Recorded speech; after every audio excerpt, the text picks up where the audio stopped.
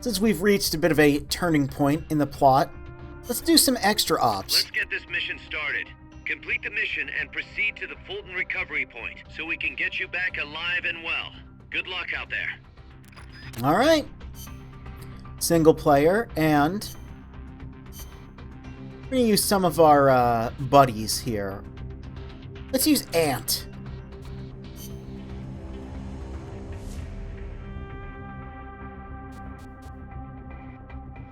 Going with the T. Going with the T. Ant, he's a bit more casual. Let's use this M16, which, as you can see, has all kinds of stupid shit all over it. Much like MGS4, you can get some utterly absurd weapons, and one of the... You can't customize them, but you can get some pretty similar configurations. See, there's a grenade launcher variant here, but you can get the shotgun variant, the Master Key, essentially having two weapons in one. Let's go with that. And,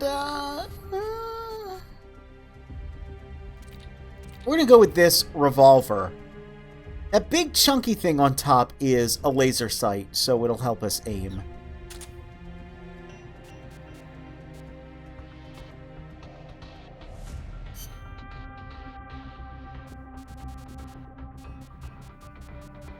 And let's bring our Walkman for the hell of it.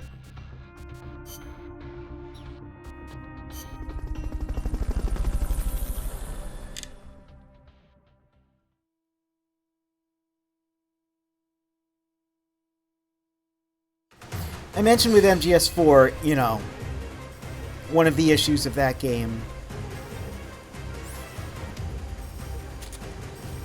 was having a lot of guns, but not a lot to shoot at. Well, luckily this game remedies that by having these extra ops. Several of them are essentially just shooting galleries, which is pretty cool. I like it.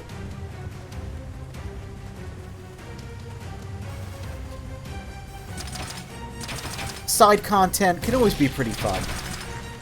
You know, when you want to play the game, but you don't really feel like doing too much intense, heavy lifting. Alright, this game does have auto-aim as well. I actually completely forgot that. You can see it works pretty well.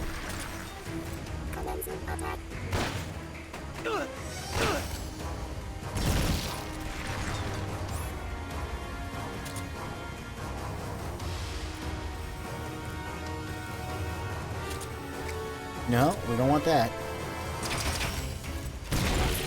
They have mounted guns placed here as well if we want to use those, but M16 does just as well, especially with that dot sight. It's called a laser sight, but it really does function more like a red dot sight does in most video games. Really, I mean, I could just stick a piece of tape on the screen, put a little dot with a Sharpie if I wanted to.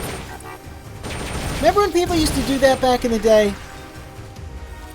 They would find the exact center, and like some games started having like wandering crosshairs, so you couldn't do that.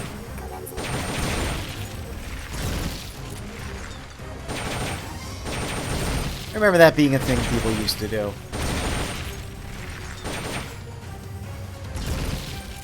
Especially back, you know, with CRTs, where number one, I mean, the resolution on those things was awful. And, you know, the big glass screen, you know, you never really felt bad about putting a piece of tape on it. Much more durable than modern LCD displays, or OLED displays, depending on which you have. Piece of tape, you know, might put a little mark on it and be like, oh no, how do I get that goop off? But if you had goop on your old CRT. You just bust out the Windex and a squeegee. You're fine. You just scrub it as hard as you want. Anyway, yeah, that's a neat one.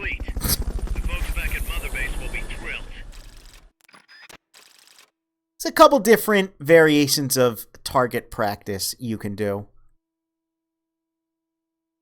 Where's the non-lethal Dragon's Breath attachment for the Master Key with knockout flames? You know, we'll see something similar to that in a future game, but not quite. It seems like something they would do, you know? Have it be like a blue flamethrower, and they're like, oh, it's knockout gas. Sure. Really? Why does it look like a flamethrower that's a different color? Don't worry about it. R&D whipped it up. They do good stuff. So there's a couple other ones. There's like sneaking missions that are pretty cool. You know, let's try one. Let's get this mission started. Complete the mission and proceed to the Fulton recovery point so we can get you back alive and well. Good luck out there. Single player again. And Ant, you know, he served us well, but he's a little too casual. We're going to use Baboon here, which again, he looks like the Sorrow. And something I think that's neat, I mentioned the sneaking suit. Looks a little similar to the MGS2 outfit. Well, if you look here, when you use regular MSF soldiers, there's a bit of a rib cage built in that looks almost exactly like Raiden's MGS2 sneaking suit. We'll take another look at it once we get in-game, of course. Is a good sneaky loadout, we'll go with that. Nothing like a sneaky baboon. But I think that's cool. I think certain things having aesthetic similarities to stuff we'd end up seeing later is fine. It's when they have, it's when they have the technological similarities that bothers me a bit. I have no problem with this, especially with these sleeves having that weaving on them and the rib cage starting to look like MGS2 sneaking suits. You know, that's okay. It's when we start developing technologies we shouldn't have is where I get a little upset. Yeah, the perfect stealth missions are interesting because, again, basically it's game over if spotted. You might notice then, and I mentioned this before, that ostensibly a lot of the extra ops are just VR missions by another name. And I think that's cool. And I think them using an excuse to more or less give us VR missions in a setting where we wouldn't have that by making it be like, oh, well, we're setting our MSF soldiers out on missions in the field. I think that's neat. They could contextualize it a little bit better, you know, rather than just being like, oh, perfect stealth. Have it be like, oh, our client wants you to do this, but it's absolutely vital you don't get spotted. You know. This is the prologue mission of the game also, but a different time of day, which is another thing that's cool about this game and kind of like graphically impressive about it, is that it's like, oh yeah, it's a PSP game. Don't move. But we get stuff like different times of day because the lighting engine is good enough to where you don't need to redo every single texture just to get, you know, a different color palette. It's neat. It's genuinely neat. A lot of things about this game I really like. It's definitely on the hierarchy of Metal Gear games where, in a vacuum, right? Because like I keep saying, there's stuff that you know, it's like, I can't blame MGS1 for some of the MGS2 stuff, you know? I can't blame MGS1 for most of MGS2 being like, it's just like Shadow Moses. No, that's an MGS2 fault. Same way, even though, yes, this game's set up for a lot of stuff that I'll end up not liking, that's not the fault of this game. Because they didn't know that that's what they were setting up for at the time. Let's do one that I think is kind of interesting as well. And another thing that just makes me feel like, oh yeah, this game's pretty cool, is... Commence target practice. As a special treat, you can practice freely on any of the targets in the kill house today. Oh, this is the kill house one. Hold on. So this is not the one I wanted to pick. I wanted to pick this one first. Commence target practice. There's a lot of charming, interesting things, like how they reuse stages, how they'll even in extra ops. Because they didn't need to give that stage a different... They didn't need to give that stage a different time of day, a different lighting. But they did. And I think that's kind of cool. I genuinely think that that's pretty rad. Let's rock.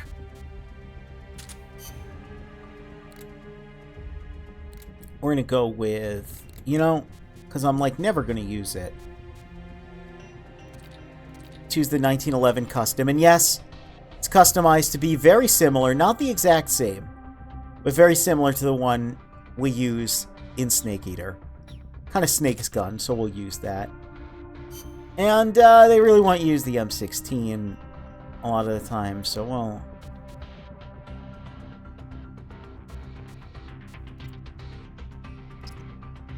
Yeah, we'll get one with, No, let's not have the dot sight. Let's go with that. I forget what I was saying. Let's start this target practice mission. This is neat because I showed off some of Mother Base before, and I mentioned you couldn't really explore it, but a couple missions do take place inside of the base.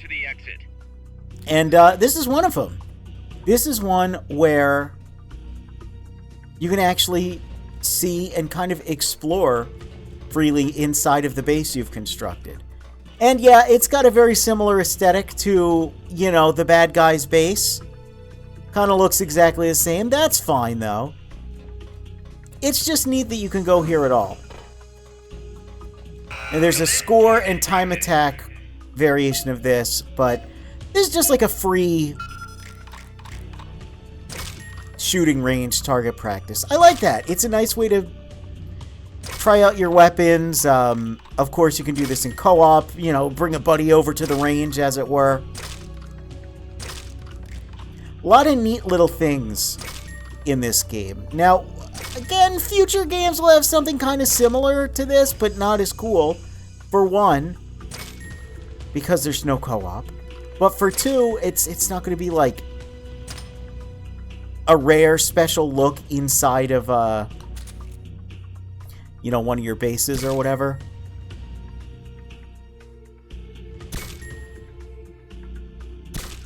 I like it though. Now this is just going to keep going on.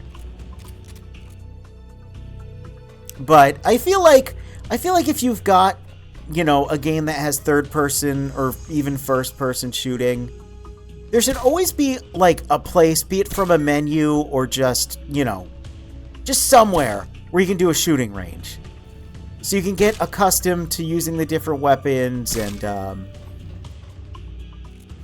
again, if you don't really feel like going hot and heavy into a mission, you can just still play the game and just practice a little bit. Now this one you just complete by exiting. Training exercise complete. How long do I think they spent on making the Phantom Pain's variation of this concept? Like 2 days? Yeah, maybe. We'll get to those. Because one of them is absolutely mean, and I might not be able to beat it on stream because it's so mean. But ironically, even though it pales in comparison to this game's target shooting galleries, it's some of the more well-designed side content in Phantom Pain. Oh, we will get to that game, don't you worry. Commence target practice. Let's go to this one. And we'll continue with Snake here. Well, let's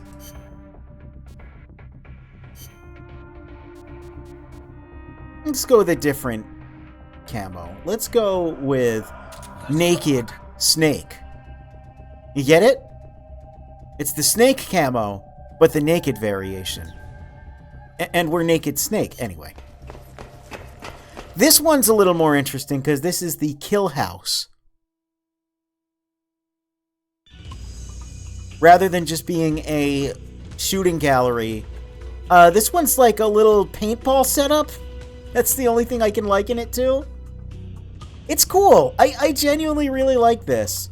It's a whole little setup that you go in and you're like, oh my gosh. It's very cute. Cute is the word I would use. Nice. You hit all the targets in your booth. Move on to the next one. And again, it just reminds me of like an airsoft or like a paintball setup. You know, sometimes I think about that. I think it's interesting that airsoft is really popular in Japan, but like in the US, the equivalent is paintball. And like they're basically the same thing. Like you're just shooting fake guns. But then like airsoft guns are really, you know, the Japanese airsoft guns, I mean, they've got ones there that basically function really similar to real-world weapons. And, you know, they're like the similar weight and like similar mechanisms. And paintball guns are like real fucking goofy, you know? Paintball guns are all sorts of goofy. And it's funny because then, you know, you think about how lax the US is with their gun laws, then we consider, like, airsoft guns to be guns? I don't know. In a lot of states, it's weird. Anytime I do something like this in, like, a Japanese game, anytime a Japanese game has, like, a setup like this, that weird discrepancy, that real-world international discrepancy comes to mind because I'm from the US. I lived in a rural area. Paintball, oh man. Everyone liked paintball. Oh man, did all the kids in high school love the paintball. And then, you know, this is kind of playing off of that, but is definitely going more for like an airsoft, like, survival game kind of vibe. I don't know. It's just a lot to think about. It's much to consider.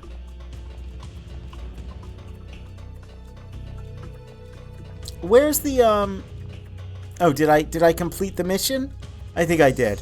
I don't think there's any fanfare for completing it. I think we just, yeah, we can just start over. Which, again, you can co-op this. It's pretty fun. It's a good way to just, you know, this is a very good social game, I think.